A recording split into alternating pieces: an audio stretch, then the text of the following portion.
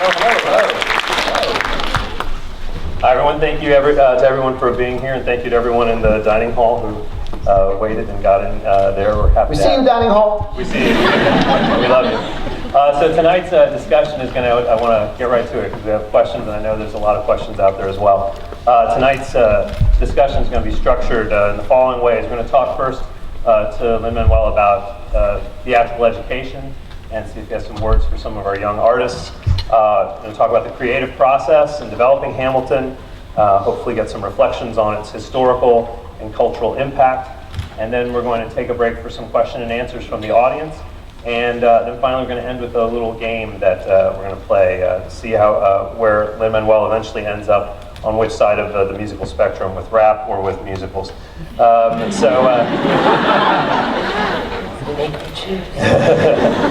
It's been well documented that you grew up with your parents playing musical theater canon for you as a child, and your sister and the larger community and your sister introduced you to the world of hip hop and R&B. Were there particular seminal moments for you that you look back on now and you say, that was the moment when whether it was listening to a particular soundtrack or seeing a show or hearing somebody? Yeah, I can point at all of them actually, and frankly, you have my sister to thank for me being here, because my two nephews, Luisito and Alejandro, go to school here, and Stephen in Luisito's class didn't believe I was his uncle. So I am here to prove him wrong. And the rest is just gravy. So take that. I remember, the big albums for us. My dad loved Sound of Music and loved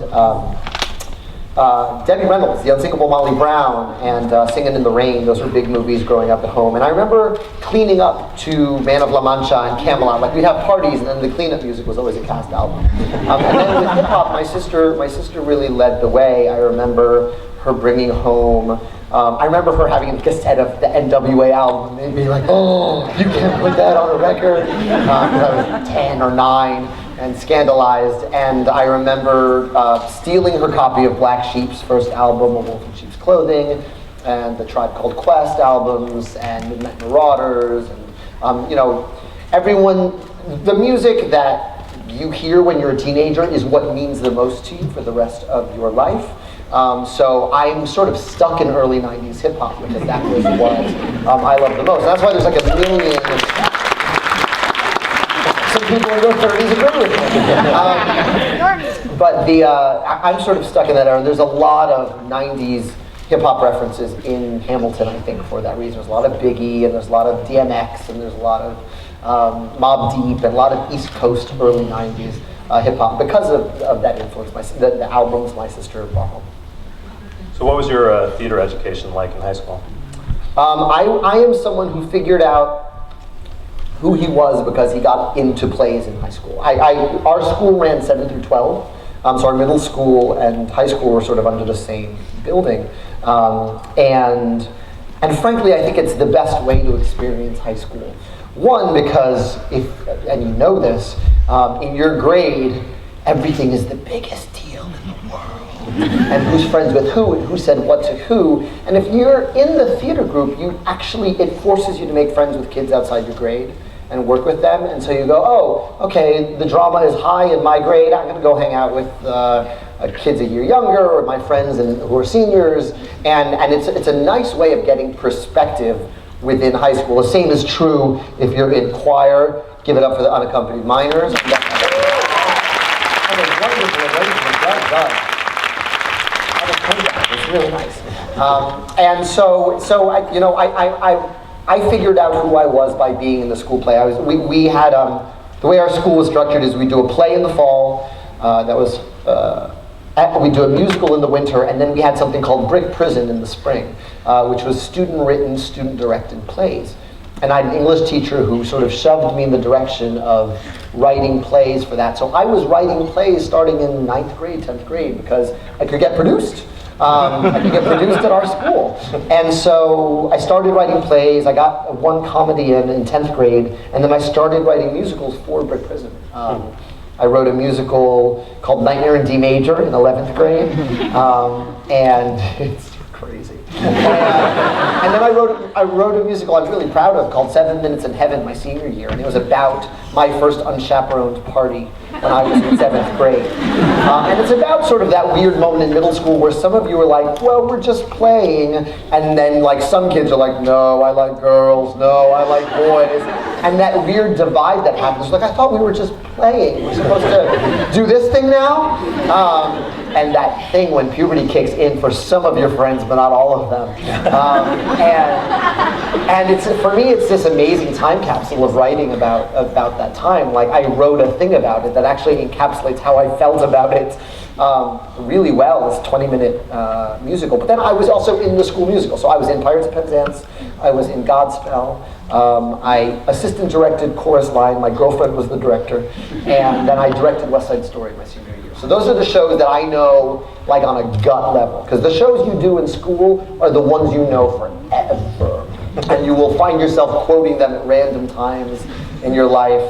I am the very model of a modern major general snuck into Hamilton because I was in Pirates of Penzance. And that's sort of formed a lot of my DNA. So I do have a couple of questions that are sprinkled in here that came from some of our students who submitted questions earlier last week. So one of our 10th graders, Ashik Belodio, wanted to know how you were able to learn and improve your freestyle rap skills. Oh, this is a great question. You're kidding yourself if you think anyone comes by it naturally. It's a power that you have to develop over time. And when I was in high school, I was too shy to do it. I had friends in high school who were really good at it, and I was the beatboxing kid. I was like, no, not me, pass it. I don't have anything. And then in college, I guess I had written so much by the time I got into college that I started doing it for fun with my friends and just getting less and less afraid. And I can remember one college road trip I took. I was with 3 friends. We decided to drive, I don't recommend this.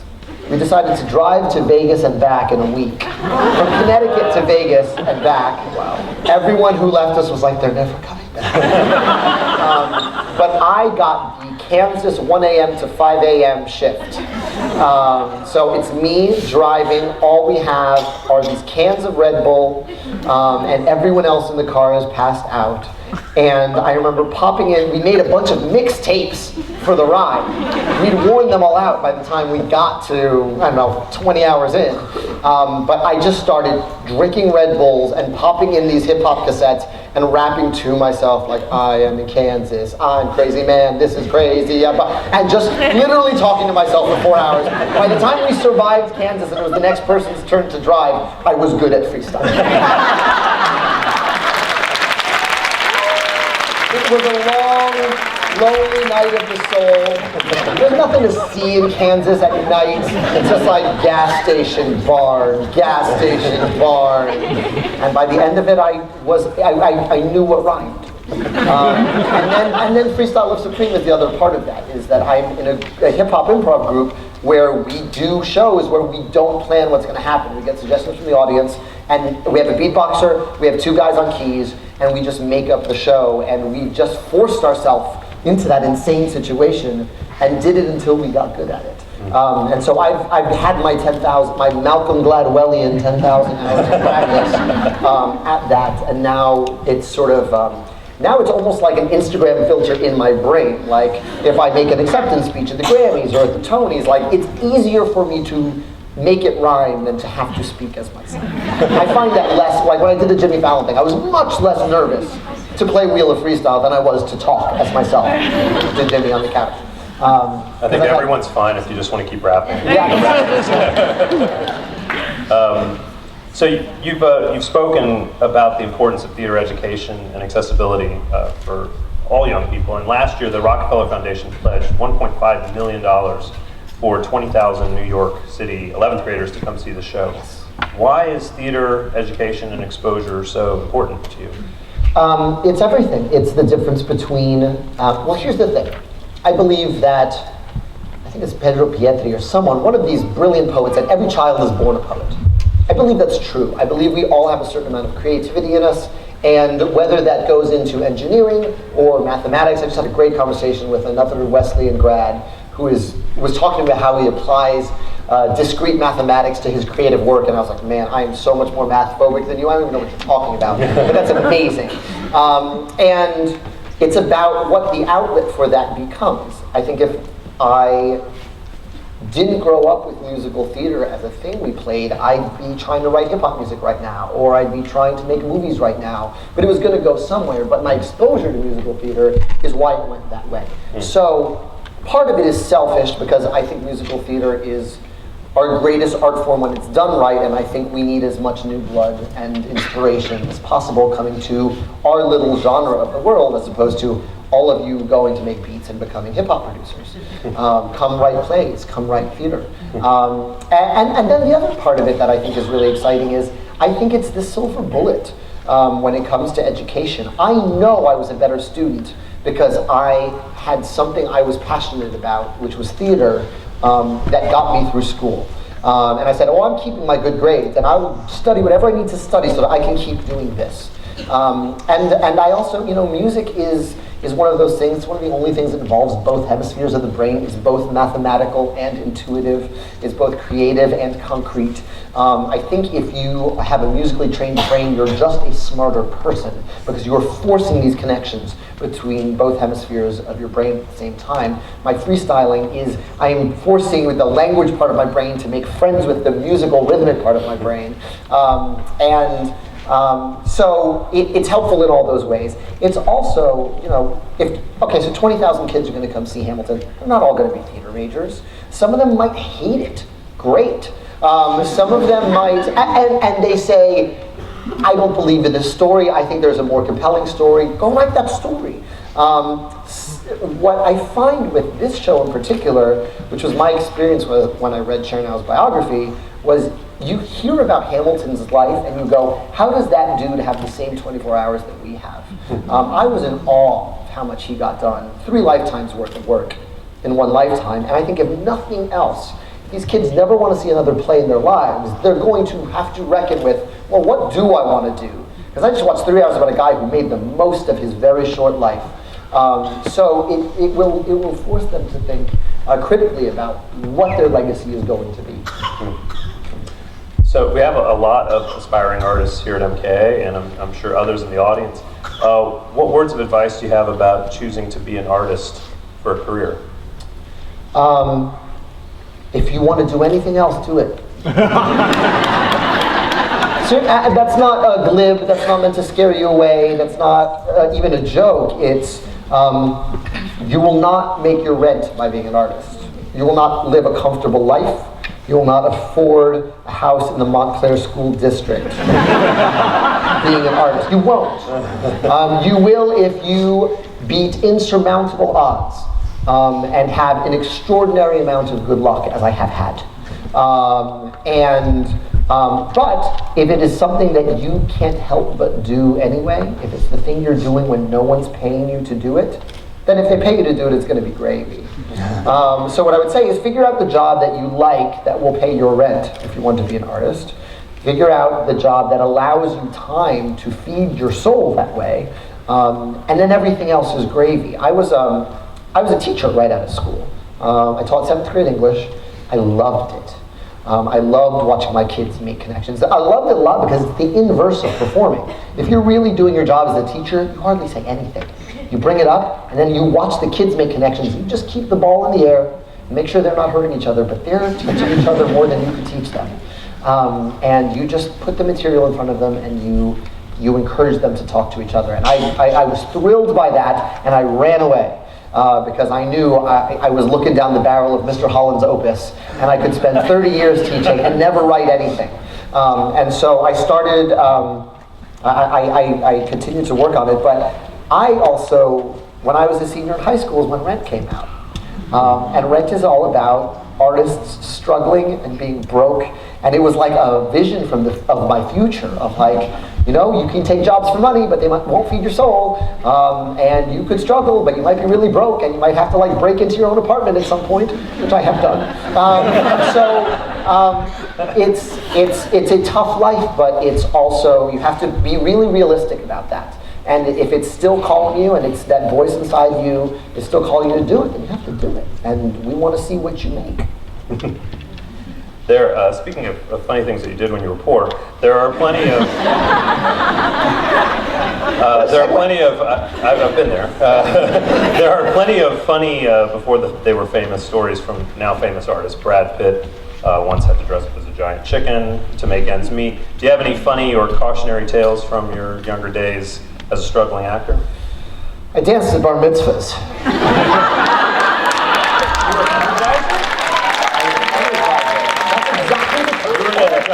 Oh no, we know bar mitzvahs. It's not. You're not the entertainment. You're not the entertainment. You're just the guys in the black shirts who are like trying to get people to go on the dance floor.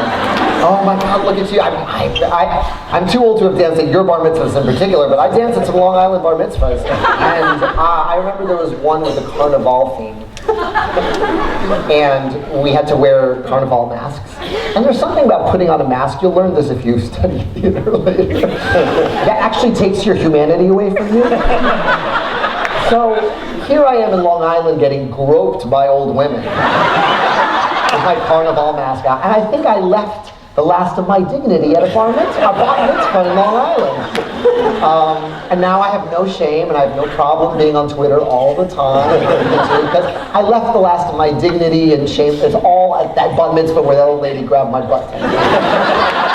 So that was a dreadful one. Yeah, never that. Sad time. But it brought you here. It got you. Paid my rent back. Yeah, exactly. So moving on to talk a little bit about the creative process. I read, I think in the New York Times profile, you send unfinished work to Stephen Sondheim for him to critique. Yeah. It was pretty well polished by the time I sent it. Okay, I was going to say, Steve, just tell me what you think. Like, how does that work? And are you really? Yeah. Well, again, Hamilton's a crazy idea. It's a crazy idea, but in my head, it was a really good idea. And sometimes what you need are people to just not say that's a terrible idea. And you have to be very careful about who you let in when you've had a good idea, because people can crush it for you. People can go, oh, I will stick to this other thing. And if you trust that person and you love that person, it can really affect your own view of your work. I've learned that the hard way. I've had ideas die in front of me because people I respect go, oh, maybe not that one so much. When I was on vacation and I picked up Chernow's book and I started reading it to my wife and being like, there's something here, right? This is like, I'm not a crazy person. And my wife was like, no, that's a really cool idea. Like, that's as responsible for this as anything. And I remember when I first met Sondheim, it was to do translations for the last revival of West Side Story. And we talked shop, and we talked about what I should translate, what I shouldn't, and we kind of talked about that for about a half an hour. And then he asked me, like, what are you thinking about next? Because Heights was running at the time, it was its first year. And I said, I think I have this idea for Alexander Hamilton. And he threw up his head and made this, and he's a really reserved guy. And he went, that is the most incredible idea. But I just instantly got it. And I was like, oh. And that's also as responsible for us being here as anything. That early encouragement, because he just, his whole thing, and he's proved it with his career, is continue to vary and like lean into what scares you and lean into what people don't think makes a good musical and make that. And him and Andrew Lloyd Webber have expanded the terrain of what a musical can be about. It used to be your A love story, your B love story, your comic sidekick, and I'll see you at the end when all the couples are linked up. And here comes Sondheim with his murderous barbers and his presidential assassins and his musicals about just relationships and Pacific Overtures. I mean, he's just blown it wide open. So to have that kind of encouragement has been unbelievable. That's incredible. Different collaborators develop work in different way, like Bernie Taupin writes lyrics and then Elton John sets them to music, for example. Of course, you're collaborating with yourself. So how did the process for Hamilton start with you? You read Chernow's biography of the man, but then where'd you go from there? Do you write lyrics, then you put them to music, or do you start? Yeah, well, I read this book, and the initial idea was I'm going to get my Andrew Lloyd Webber on. I'm going to make a concept album. I'm going to write the greatest hits of this guy's life, sort of like Evita or Jesus Christ Superstar, which were both albums before they were shows. I don't know if a lot of people know that. They were concept albums. They were not, and then someone staged them later. So that was my thought going into it, and I had that thought because I really wanted to write really dense, really intricate hip hop lyrics. And my favorite hip hop albums, I'm still getting stuff out of them, and I've been listening to them for 10, 15 years. And I wanted to write something with that level of lyrical density, and I thought Hamilton's story provided me that opportunity. And frankly, that's been a blessing because I just said that to myself. And as some of you, if you waited online a long time to be here, you have probably listened to the Hamilton cast album a lot of times. There's a lot of stuff that you will catch on the 5th hearing, on the 6th hearing, a motif that shows up here and then ends up here. And that's the result of collaboration. That's my brain trust on this show was Alex Lackamore, who is our musical director, and he did the orchestrations for the show as well. So, I'll give you an example on You'll Be Back, which is King George's song. I say I want this to be a Beatles song. He finds the exact sound of the guitar from Getting Better and makes sure that's on there. He finds the organ riff from Being for the Benefit of Mr. Kite and sneaks it in a half a bar. He sort of takes the roadmap and then really fills in these amazing details and has his own incredible contributions. There's Tommy Kail, who really functioned because I didn't have a book writer. He was the other person I was bouncing this off of. And he was in many respects the dramaturg of the thing. Saying like, all right, this makes sense, but it took you a long time to get there. I think you can do it in half the time. And none of us are precious about it. Tommy's great at creating a room where the best idea wins. And it doesn't matter who it's from, whether it's Andy Blankenbuehler, our incredible choreographer, or Alex, or Tommy or I, we all get together. And so, and the place where that's most evident is on the ends of songs. I'll often write a song and then it just kind of ends. But that's not enough in theater. You've got to button the song so the audience knows this song is over, it's time to clap. So the end of Nonstop, that was months of us being like, all right, well, what motif can we bring in here? Maybe she can sing Satisfied. History Has Its Eyes on You used to be a part of that, and we took it out and made it its own thing. It's a million little decisions like that. And it's about having that room and fostering an environment where the best idea in the room wins. Okay, I was wondering about, because I was wondering that the idea that a lot of playwrights and composers have to give up the play to a certain extent to the director and off it goes, but you're there collaborating the entire time. Absolutely. Okay. There wasn't a point when Thomas Kail tells you to do something and you were just like, no, that's not what I meant when I wrote it. Like that. No, because because Tommy Kail gets to the point where you're all talking so much that you all just know what you need. Okay. And that's really exciting, actually. We did our first preview at the Public, and it was 3 hours long. 3 hours and change, actually. And, we all knew, all right, we got to make cuts. We love Les Mis, but we don't want to be longer than Les Mis. And so, the first thing, Tommy and I saw each other after the show, and the first thing we said is, we have to cut the John Adams rap. Yeah, we have to cut the John Adams rap. It's a great rap, and I get to deliver it. It's my 16 best bars in the show, but it's delivered to an offstage character we never meet. And so, by virtue of that, it goes. And Tommy was really smart because we had a list of things we knew we needed to cut right after the first preview. But he said, let's start with that. Because it also sends a message to the entire cast, the entire crew, the entire company. Lynn's going to cut the best rap he ever wrote. Because it's not because it's not good, and it's not about performance. It's about what serves the piece. And by making that cut first, it made everyone else very ego-free. So if I had to cut something from Chris or I had to cut something from Renee, they knew it wasn't about their performance or there was no ego in play, because the first one was, I'm going to cut my best 16 bars right off the bat. And that's a really great, it was a really smart way to establish the way we worked on the show previously. That's great. So Dylan Carroll, one of our a cappella group's student leaders, wants to know, were there any major parts of Hamilton's life that you really wanted to have in the show but couldn't make it work? And secondly, if there was a part of Hamilton that you found kind of repulsive or loathsome about him as a person? All kinds of stuff. All kinds of stuff. And there's stuff I find repulsive and loathsome about all of them because they're human. And my mission really was not to deify Hamilton at all. It was to present as much of him as I could. So, there's no world in which we present Hamilton and don't present the affair, and present his culpability in the affair.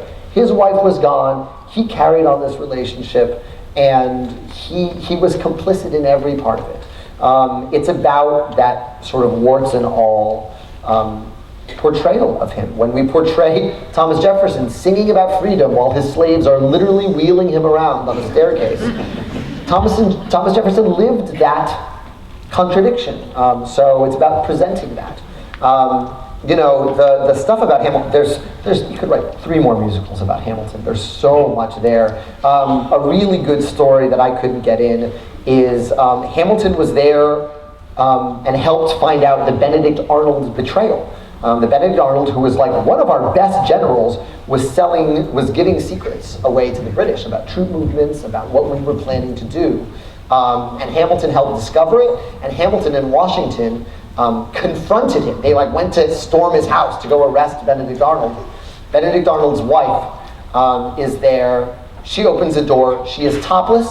She is holding her child, and she is acting like a raving lunatic, being like, "You're going to kill my baby, you're going to kill my baby." Washington and Hamilton are like, "Oh, topless lady, screaming, we weren't ready for this."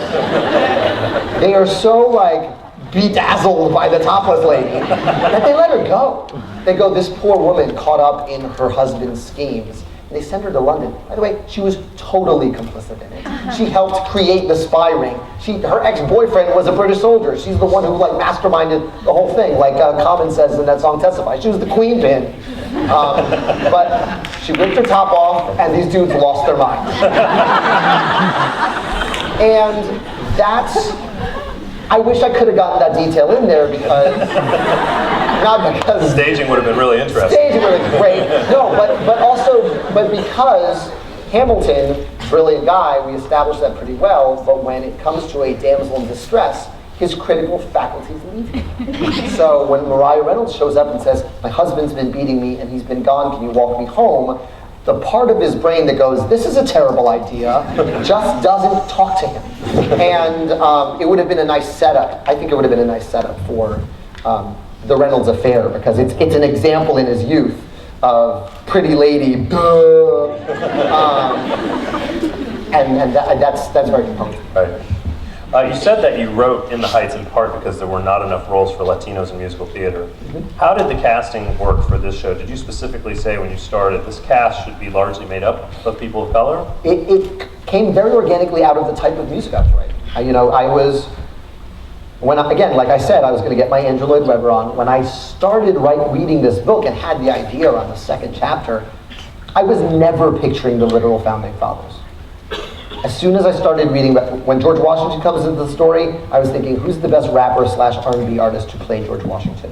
When I read the name Hercules Mulligan, I thought Busta Rhymes is Hercules Mulligan. And the voice was already in my head. That's the best rugged hip-hop name. Hercules Mulligan. It jumped off the page in Busta Rhymes' voice.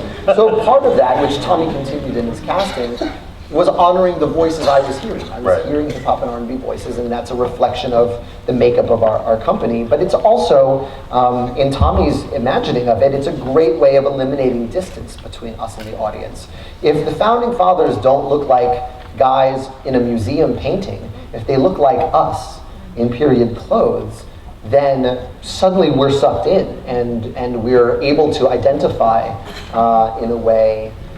It's almost the inverse of Hollywood's sort of old rules, which is, oh, this is a great story about your person of color hero. We got to give him a white friend so the audience will have someone to relate to. No, on the contrary.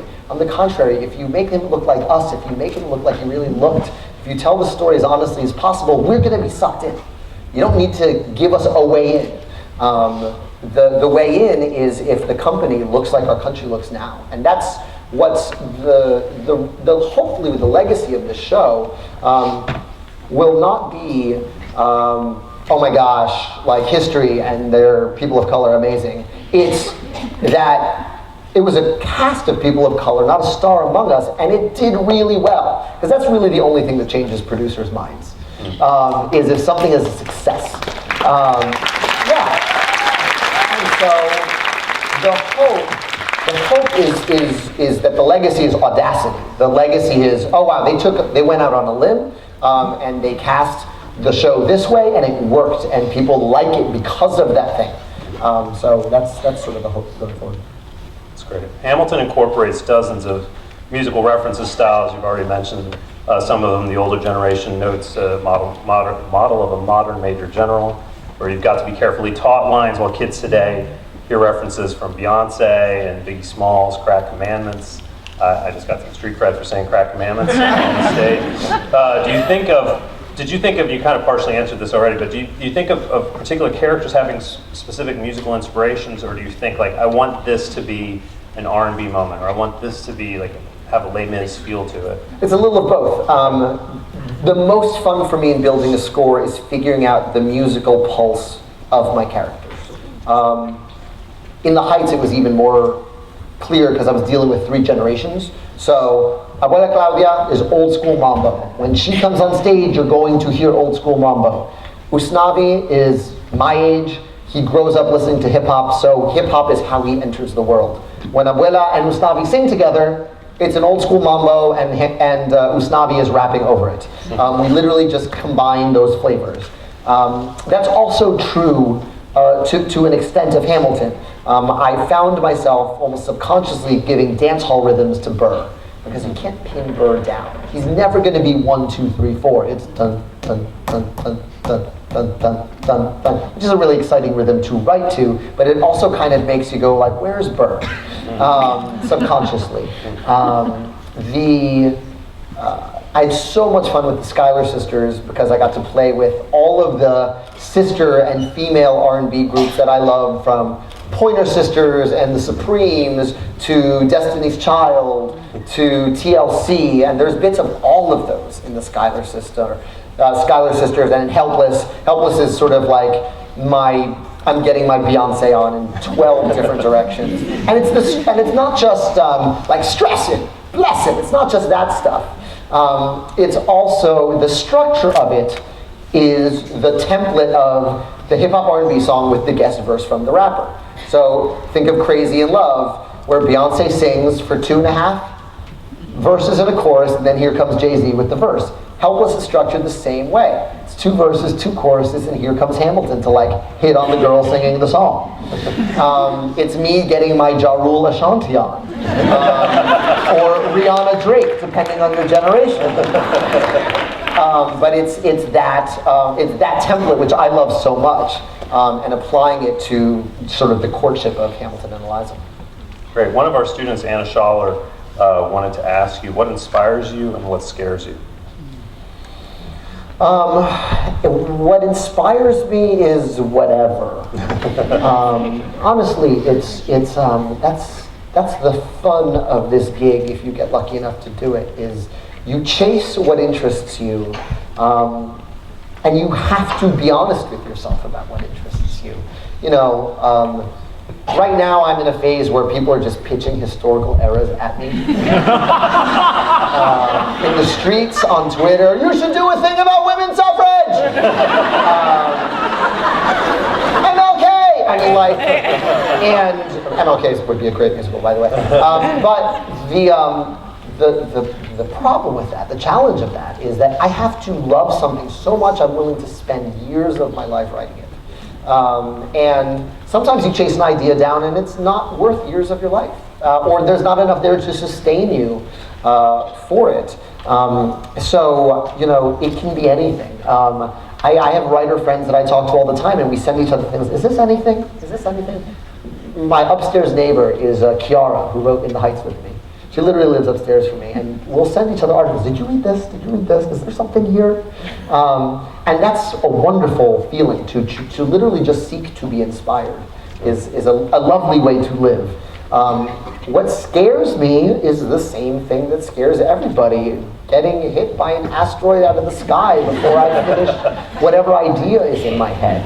Every musical is this leap of faith that you're going to see it through to the end. I'm also, again, going back to Rent, I'm painfully aware that Jonathan Larson died before the first preview of that show and didn't get to see the success of that show. And the incredible way it would change is the lives of so many young people and the world. So the fear is always an unfinished idea. The fear is, not buckling your seatbelt on the way home. And I think that fear also bleeds into Hamilton. I mean, it's so many characters sing about how much am I going to get done before I'm done here. I think that's probably my number one fear, and I think it bleeds urgency into all of my work. That's great. I wanted to shift now a little bit to talk about the historical impact, I guess, of the show and politics and culture. The entire political spectrum seems to love your show. What's it like to know that Dick Cheney and Rupert Murdoch love the show just like Madonna and President Obama did? I don't know how much Madonna loved it. She was on the phone.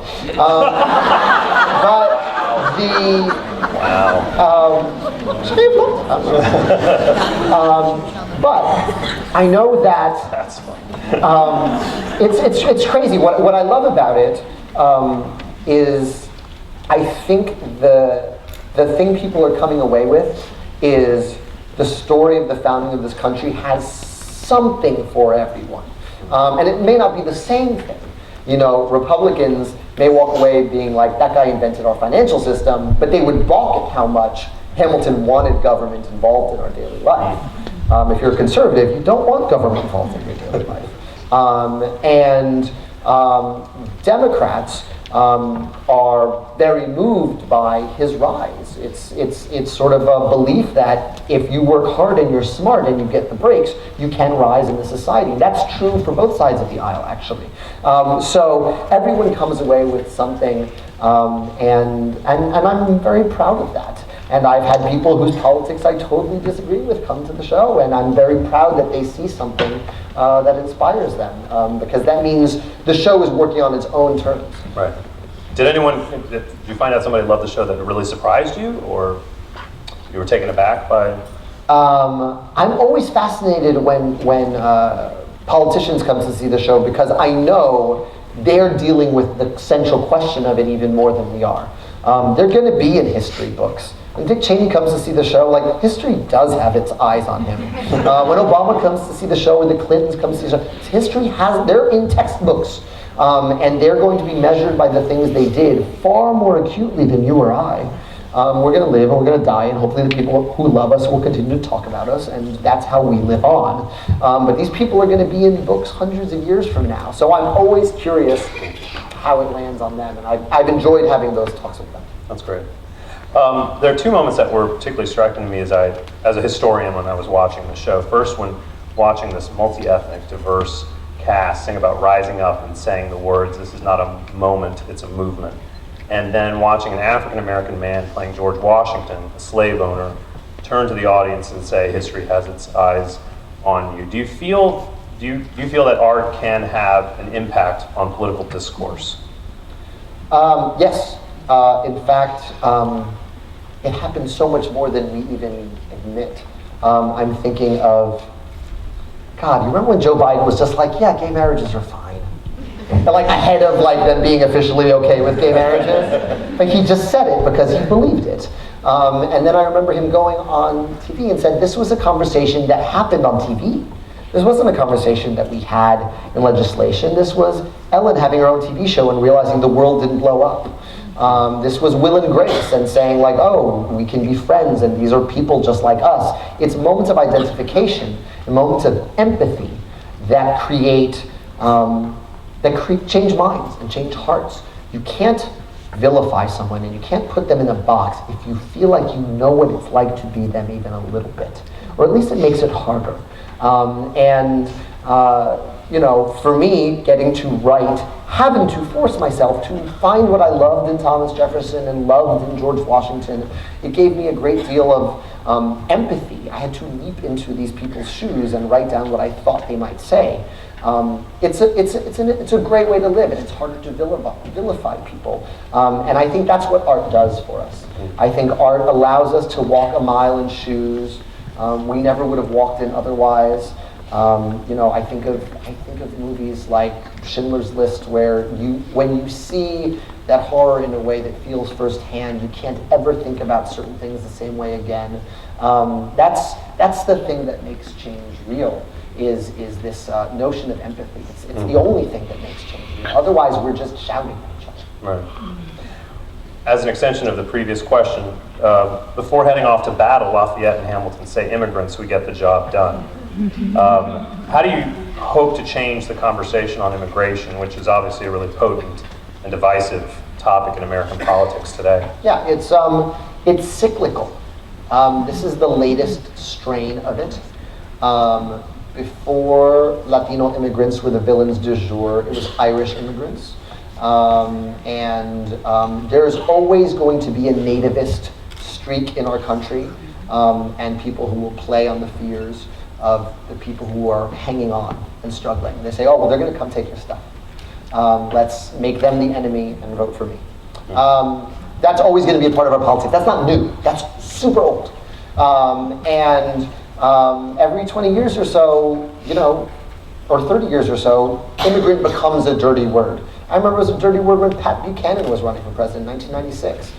He would use the word immigrant and drug dealer or immigrant and killer in sentences together to try to link them in your mind. What we do in our show is constantly apply the term to the people who helped build this country. Marquis de Lafayette, one of our greatest generals in the war, came here to fight because he believed in this cause. He believed in the idea of this country. He was a French royal. He would have been fine. He was loaded, but he wanted to fight. And so he came here and became one of our greatest, most trusted generals.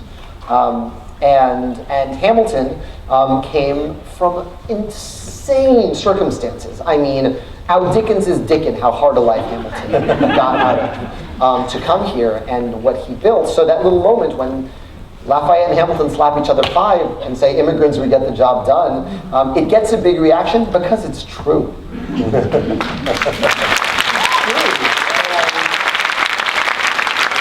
if you're not a French military general, you know the story of someone who came here and worked 3 jobs no one else wanted to do so that their kid could go to school. That's been the immigrant story as it's practiced in this country. We come here, we do the jobs no one wants to do so that our kids can be artists or doctors or lawyers. That's the dream. And I'm happy to, it can be a dirty word in politics. I'm happy to remind people the other connotation in my work. At a recent student conference in Florida, we had a couple of students who would rap your lyrics when they were walking down the street, and I found at other points kids from other schools at the conference also sitting around and rapping parts of Hamilton.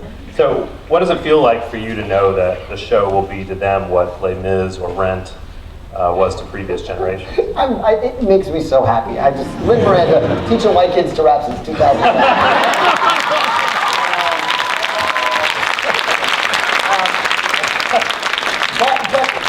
I also was that kid. I also was that kid singing "I'll Cover You" reprise at the top of my lungs when I was in high school. So I recognized myself in that kid, that's joyous to me because I know most people can't afford a Broadway show. We didn't see that many Broadway shows when I was a kid. The way you fall in love is through the cast album. And is through memorizing lyrics with your friends and singing them to each other. Okay, this time I'll be Roger and you be Mark, and I'll do that's the high harmony. I'll do this harmony. I was that kid too. So it thrills me that kids are embracing the songs I wrote and finding stuff in them. And that's the joy of the gig. My friend Priscilla Lopez is here. Say hi, Priscilla Lopez. Priscilla Lopez. Montclair native. She's a Montclair native, and she originated the role of Diana Morales in a chorus line.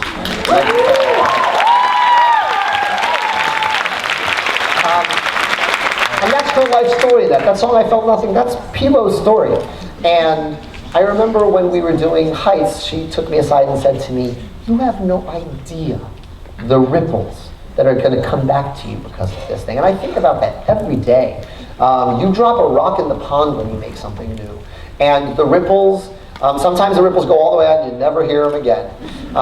You know, it's funny. I get a lot of Hamilton love. I get a lot of In the Heights love. Every once in a while, I get some Bring It On love from some kid who saw it 5 times, and that makes me just as happy because that's one of my kids too. And they go out into the world, and then the ripples that come back at you are extraordinary. So that's one of the perks that are unanticipated that I love the most about it. That's awesome. So I think right now we're going to try and take some questions from the audience, and Great. I don't know where they're coming from. Nor do I. Oh, okay, there they are. All right, that's Karen. I'll come get them. Karen. Here come your cards.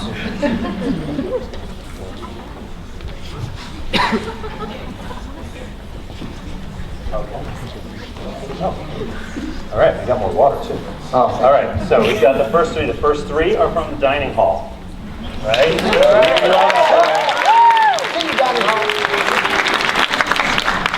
Okay, the first one's from the Montclair High School Civics and Government newspaper.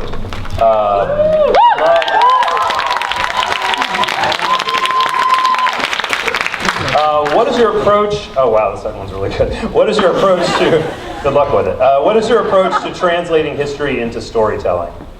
My approach became very quickly on the show. I started doing research and I started crying because there's just so much. And a playwright named John Weidman gave me incredible advice, which was start by musicalizing the moments that you're just the most passionate about. And that's going to form its own kind of spine. So don't worry about getting the manufacturer's report in there. Don't worry about every moment of the Constitutional Convention. Just write the stuff that interests you. And start there. And then you're going to make connections between the things you wrote. And that's the fun, you know. We have to write outside our own skin all the time. We write outside our comfort level. We're writing characters who we think at first blush may have nothing to do with us. And the first step in getting in that person's skin and being able to write from their perspective is empathy and reading about their situation. The second one is research. I did a ton of research for this show. And I did research until I figured out, all right, well, that's why he did that, or that's why she did this. And that's the most important thing. I was playing with hip hop, so I needed details. So the history became really fun because it was like, all right, well, oh my gosh, Hamilton and Angelica used to put commas at weird points in their letters to like have secret messages, comma sexting. This is awesome. How on earth do I get this into a lyric and make that work? How do I translate that to you? And that was weeks of just, all right, how do I get this comma thing to work? So it's about being inspired by the facts. It's not about, oh God, I'm gonna write a song about the compromise. That's a homework assignment. That's no fun.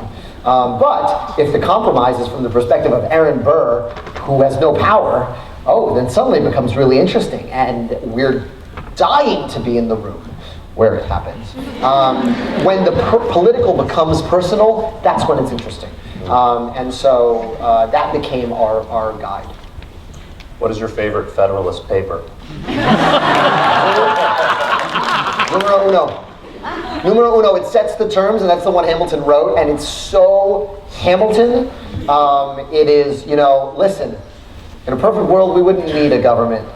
We're not perfect. We're kind of self-involved and crazy. So this is like the best shot we have, and we're going to prove why. And it's really beautiful writing. But yeah, I read them all.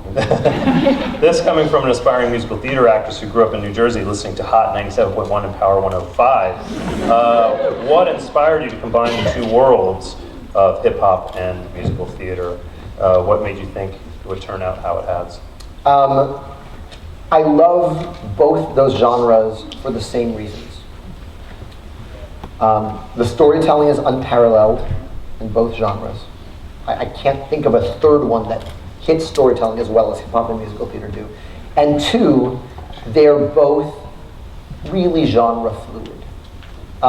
Anything can be musical theater if you flip it the right way. Anything can be hip-hop if you flip it the right way. It's about taking and absorbing culture and then refracting it through the prism of your music. And that's really exciting to me. And so there are places where they don't agree.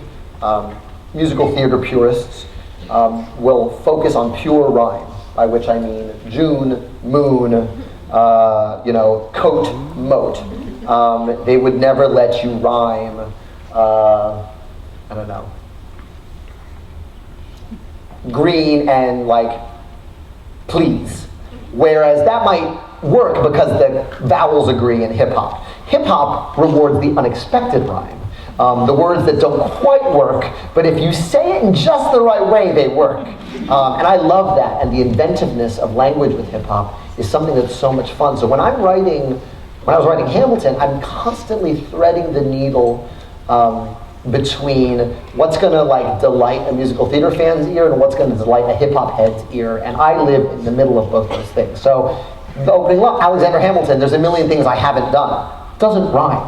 It's not a pure rhyme, but it connects Hamilton with his ambition right away. It's a great hip hop line.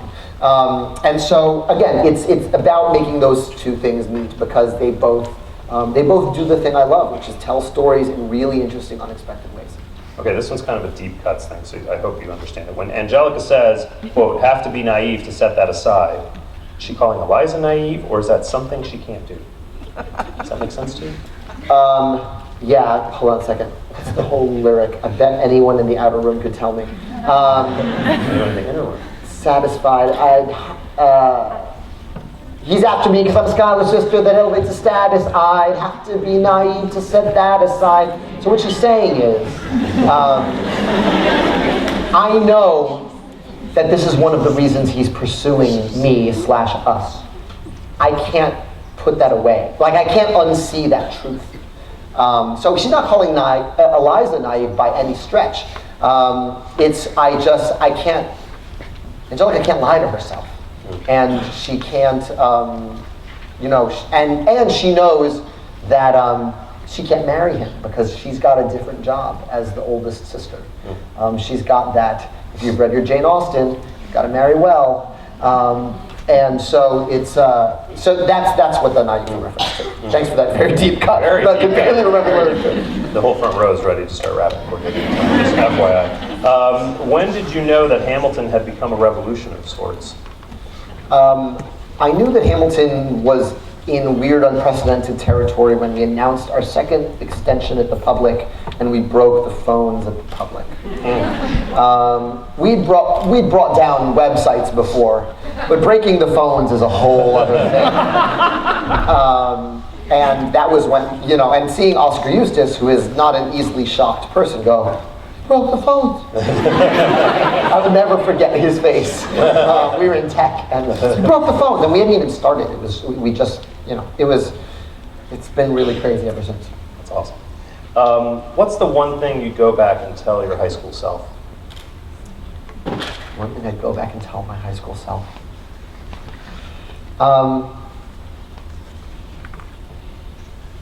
It's a tough question, and a really good one. Props to whoever asked it. I would tell my high school self to relax. I was 10 times as ambitious in high school as I am now. I was always making movies, I was always writing plays, and I took it way more seriously than I take it now. If someone didn't show up, our friendship could be at stake. Because I couldn't fire or hire them. So my friendship was the only leverage I had as the person creating the thing. And I probably was a lot to deal with because of that. Imagine your most annoying theater friend times 10. That was probably me. So I probably would tell myself to relax and it's going to be okay. And keep making the things, but it's not the end of the world. Just keep making things. What was the first line of Hamilton that you wrote? The first one you hear on the show. Real. Awesome. Yeah. All right, Lucy, there you go. How do you think you and the viewers of Hamilton have evolved after learning the story and seeing the play? Well, maybe we could just narrow it down. How do you think you've evolved over this whole process? That's It's a great question. I don't know that I don't know that I feel the effects of it so much.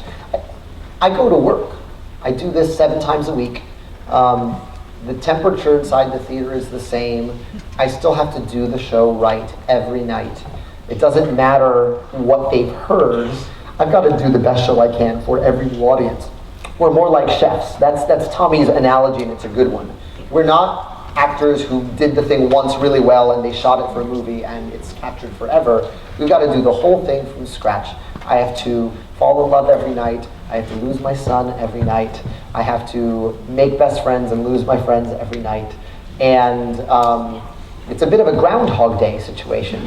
So I live in this weird, hermetically sealed world. And by the way, the most relaxing part of my day is performing in the show. Because the rest of my life is unanswered emails and commitments and requests, and that's a wonderful position to be in, but I'm kind of behind on everything else. Whereas in the show, I just have to be Hamilton for 2 hours and 45 minutes.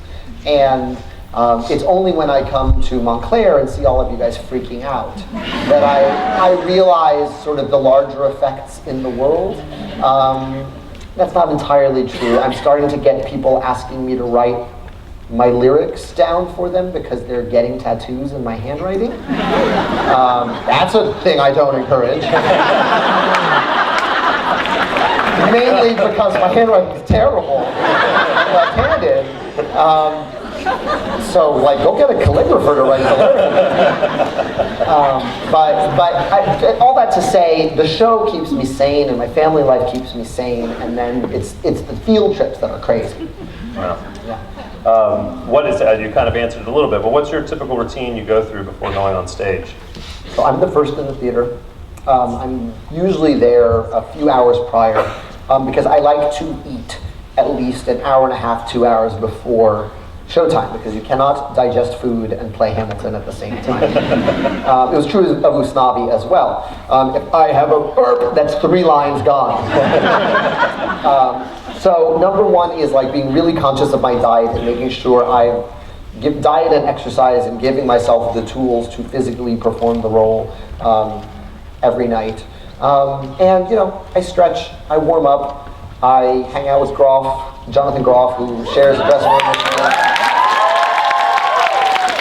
I show him things on the internet because he doesn't know social media anything. So I go, you know that there's like a whole video of blah blah, and he'll be like, what? So I show him all the insane things you make for him. And then we do the show, and the show is enormous fun because our company gets along really well.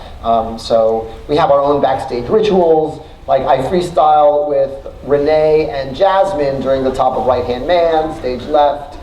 During the Can I Be Real a Second. I freestyle with David during the Meanwhile section of Room Where It Happens. It's like the only time we're off stage together. So we go, instead of Meanwhile, we're going freestyle, and we like rap, and then he has to go enter. So there's a million little things like that throughout the show that have become traditions. And some of the Ham for Ham videos you watch, oh man, wait till you see the one this Saturday. It's so dumb and so silly, but it's something that Groff and Sasha were doing in the wings, and they were like, "Can this be a Ham for Ham?" I was like, "Anything can be a Ham for Ham. Let's film it." And so that's sort of the fun of it is these backstage things and giving you guys glimpses into. It's no different than doing the school play. It's just people paid a lot more money to see it. In Ron Chernow's book, he talks about Eliza Hamilton's desire to protect her husband's legacy. How do you think she would react to Hamilton? Oh gosh, I'll get teary-eyed just talking about that. I think the sort of the sneak attack of the show is that it is Eliza's story every bit as much as it is Hamilton's story. That's true of Ron's book as well, and Ron, gets a lot of credit for that. That last chapter of the book is all about her, and so what's really exciting to me is that I didn't know the orphanage that Eliza founded still exists. The organization still exists in the form of the Graham Wyndham organization. So they got in touch with me via Twitter, and I was like, oh. And I immediately made the largest possible donation I could. And the president called me and said, "Thank you for this out of the blue great donation." And I go, "Have you seen the show yet?" He said, "No, I haven't had the pleasure." I said, "You're going to freak out when you see the end of this show, because the show ends with the establishment of your organization." And what's been wonderful is that relationship has blossomed into a continuing one with that organization. It helps kids with foster care, and our actors have gone and done acting workshops and singing workshops with these young men and women, and it's been an incredible relationship that sort of fed us as artists and humans, and also driven up donations for Graham Windham, which is a not-for-profit. So that's been, I think that's the part she liked the most, is that her orphanage is still alive and the show's helping. Thank you all very, very much for your questions. There's a couple that I'll pass along to Lynn that are a little bit more personal, but not in a bad, very sweet way, but one that, never mind. But I did want to give a chance to be able to play this game that I came up with that friends of mine and I play called Keep or Delete. You can only keep one of the following on your playlist, and the other one you have to delete and not listen to for the rest of your life. This is like a school edition of F, Marry, Kill. Yes. Got it. I was going to say that. I like my job, so. I got crack of it. All right, so I guess I'm going to give him two songs, one being a rap song and one being a song from the musical theater canon. And he's going to have to decide, Lin-Manuel has to decide which one he wants to keep. Summertime from Porgy and Bess, sung by Audra McDonald, or Summertime by DJ Jazzy Jeff. Here it is, a groove slightly transformed, just a bit of a break from the norm. I delete the Jazzy Jeff because I can already do it. I don't need it. I got it, it's in here, it's in here. And I need Audra singing it in my life. Not Afraid by Eminem, or Not While I'm Around from Sweeney Todd. It only gets harder from here. I would... Somebody needs to keep track, by the way. We've got one for musicals so far. I would keep the Eminem, because Not While I'm Around is a beautiful song. It does not help me at the gym at all. I'm not afraid to say,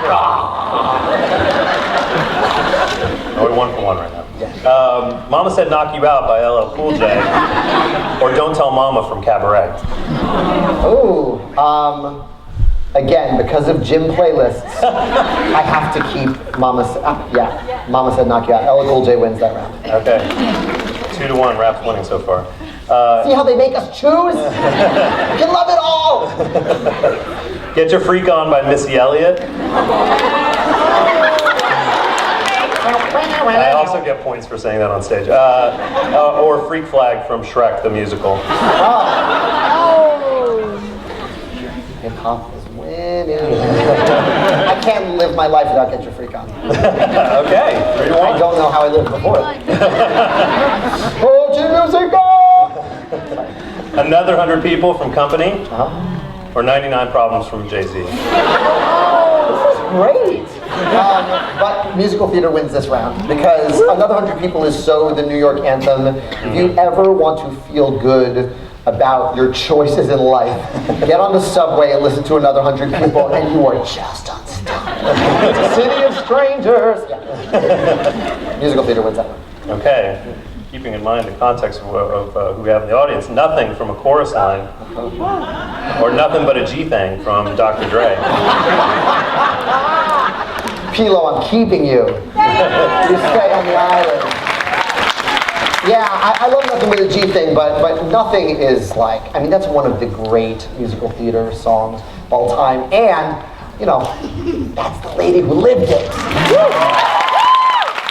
Montclair. We're 3 for 3, right? I think we're tied, right? 3 for 3. All right, now we're moving on to whole albums. Okay. I love this. To Pimp a Butterfly by Kendrick Lamar, or Fun Home by Janine Tesori. It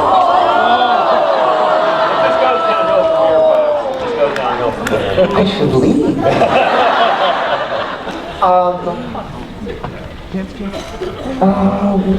Wow, that's a really tough one. Those are both in heavy rotation for me right now. I figured too much. I will have to keep to Pimp a Butterfly, and then I'll just go see Fun Home to fill the void in my life. Okay. I guess we'll allow that. The Unsinkable Molly Brown. I know your dad's in the audience. The Unsinkable Molly Brown or The Miseducation of Lauryn Hill. See, that's where you messed up. Because I've listened to The Unsinkable Molly Brown so many times, if I never hear it again, I'm fine. So, Miseducation. Yeah. Okay. For To Zion alone, I have to keep it. That's true. All right, so we're 5 to 3? 5 to 3? Yeah. 5 to 3. All right, Late Registration by Kanye West. Great album. Or West Side Story.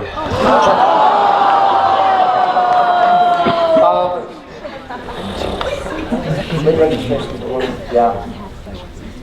I gotta keep West Side Story. It's the best story. The best story of all time. All right, 5 to 4. Rap is still winning. Les Mis or Straight Outta Compton by NWA. Yeah, it's not real. I get to listen to all this. He's gonna walk away. I appreciate your empathy with me. That's very sweet of you. What was the musical theater one? Les Mis. I keep playing it. All right, knowing that we might end up 5 for 5, which is where we're at, I do have a tiebreaker. Okay. Fear of a Black Planet by Public Enemy or South Pacific. Those are pretty different. That's as different as we've got. Well, they're both about racism.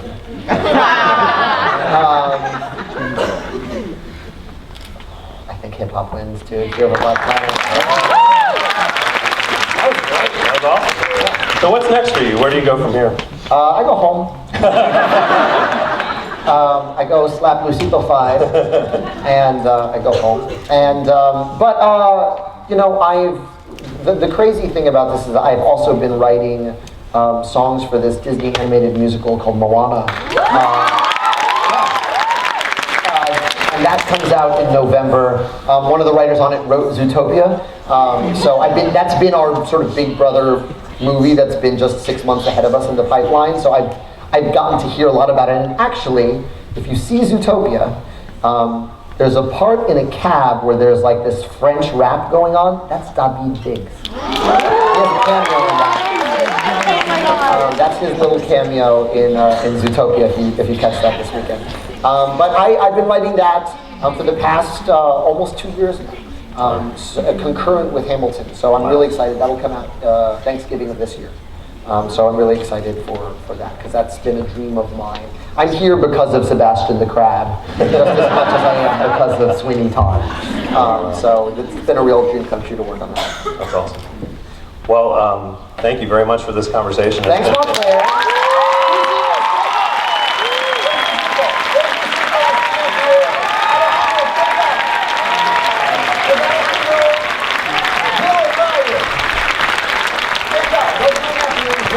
Here.